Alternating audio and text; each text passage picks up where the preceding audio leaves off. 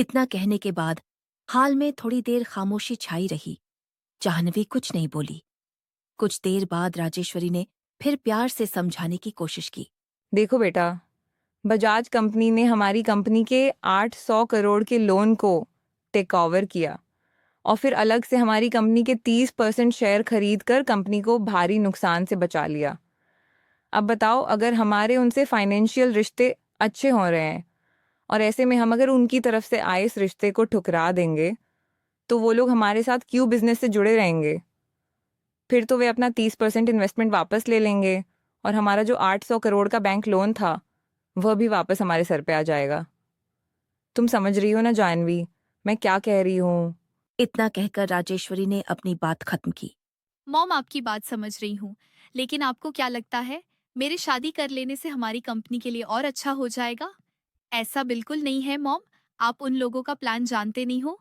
जतिन बजाज और उसके डैड योगेश बजाज ने अभी तक कितनी ही कंपनियों के साथ ऐसा कर करके उनको टेक ओवर करते आए हैं।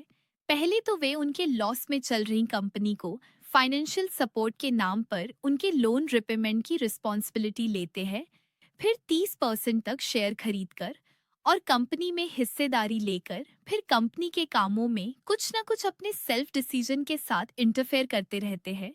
और जब कंपनी पर फाइनेंशियल प्रेशर बढ़ जाता है तो उस कंडीशन में उसी कंपनी को लोएस्ट रेट में खरीद लेते हैं। ये सब ऐसे काम है उनके मॉम।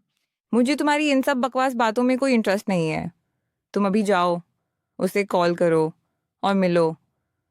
और हाँ, इस बात का ध्यान रखना, रिश्ता सुधारने के बजाय बिगाड़ कर मत आ जाना, वरना ना तो कंपनी रहेगी और ना तुम सीईओ रह पाओगी।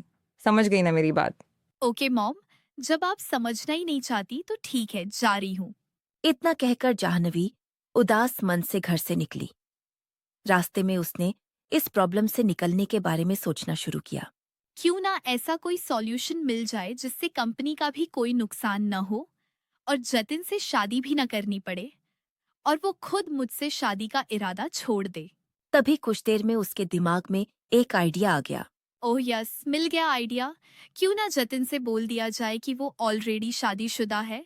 उसने अपने घर पर किसी को भी अपनी शादी के बारे में नहीं बताया है, इसलिए अब वो उससे शादी नहीं कर सकती है। जाह्नवी को यह आइडिया अच्छा लगा और उसने ठान लिया कि वह जतिन से यही कहेगी। उसने सोचा कि इस तरकीब से काम बन जाएगा, शादी भी नहीं करनी पड़ेगी और बजाज कंपनी से कोई डील भी ब्रेक नहीं होगी। पर शायद जाह्नवी को यह अंदाजा नहीं था कि उसके इस झूठ से उसकी लाइफ में कितनी उथल-पुथल मचने वाली है।